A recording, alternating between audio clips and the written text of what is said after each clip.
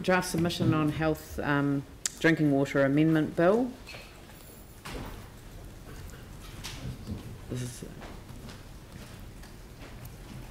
I'm happy to move this. Yep. Do I have a seconder? Seconded, Pauline. Yeah. Just a tiny bit. Yes. It's actually on the CDHB part on page 102, where they at the bottom of the page says Canterbury DHB supports and encourages the use of chlorine by any water supply. Yeah, but that's not on this report. This is just that's the drinking water supply report. I've got questions on that as well. This is on the drinking water amendment bill, the draft submission. Oh, apologies. Yeah. Sorry? For that, yes, you're right. That's all right. Yeah, Pauline? Just a couple of things. In the gazetting, I did ask you this question, sure. I don't know if you've replied. It suggested to remove gazetting the changes for 2 years proposed. No. And it proposes 28 days instead of the 2 years for gazetting, but we've stated that we need more time to enable us to comply and consider the nature of the changes to the standards. But we're not suggesting any time frame in there, should we? So yes, through Chair, there's two parts to that. So Section 69P, we're removing the consultation period of 3 years. The bill doesn't actually state an alternative. What it does say that those changes, there's got to be adequate and appropriate notice given. So they haven't given a time frame for that first part. That's the changes. So that gives 60 working days. No, we're leaving that as it is because the bill would then say there's adequate and appropriate notice depending on what the changes are, and there's a reasonable opportunity for interested parties to make submissions. Now on the gazetting, yep, they've suggested 28 days, so that's a little tight. Yep. We're suggesting 60 calendar days instead. Right. But don't forget, there's two parts. There's the changes to the standards, and then there's the gazetting process once those changes have been recommended. Okay.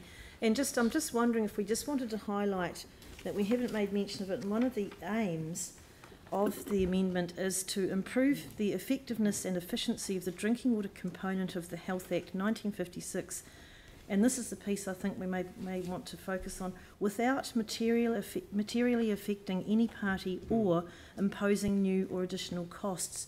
And I just wondered if we wanted to insert that somewhere into our submission too, because I think that's quite important. So we are running desperately short of time. This is June. It's already there. It's a paragraph in there, but we haven't put it in the in 3.2. We've cut it off. And if we just add without materially affecting any party or imposing new or additional costs into our actual submission, I think that is something that we are very concerned about.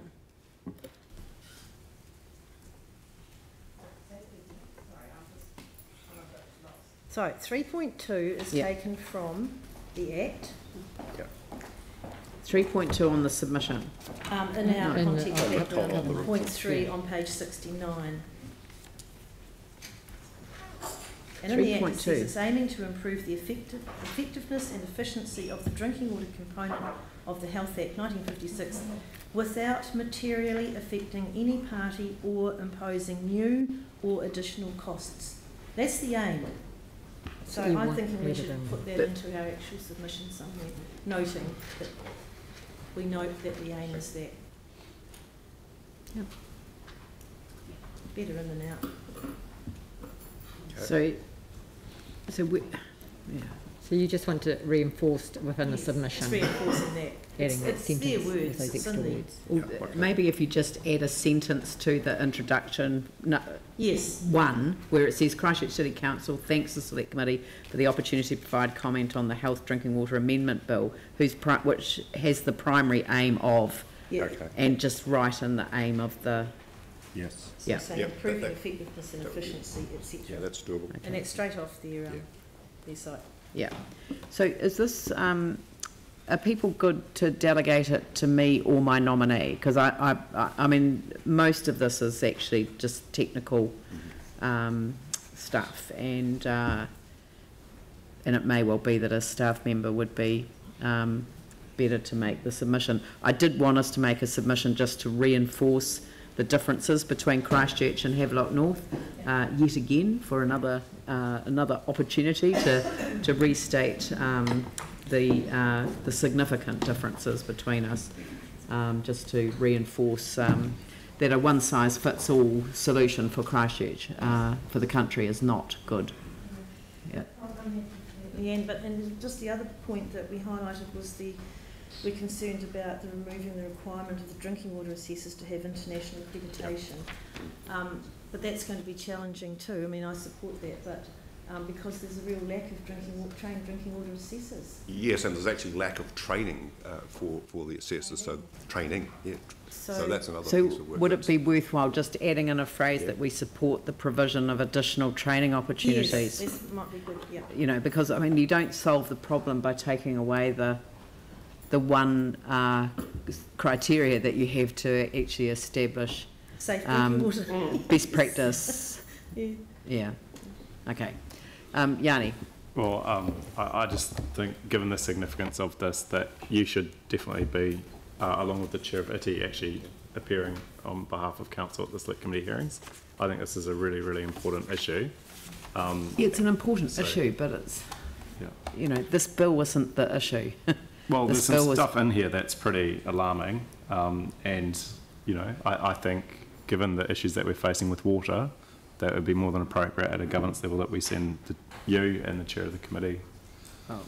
I'm happy for delegate to the mayor or the chair of ITI, if you like. Yeah.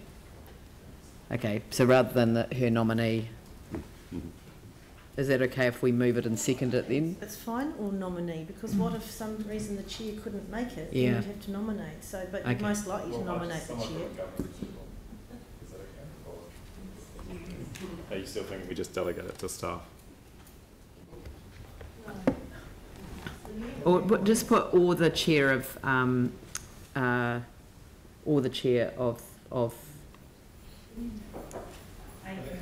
ITI. Yeah, or another councillor. Yeah, just or another councillor to appear on behalf of the council. But it will be supported by staff. They always are. So, and that's appropriate. All right, I'll put the motion. All those in favour say aye. Those opposed say no. That's carried.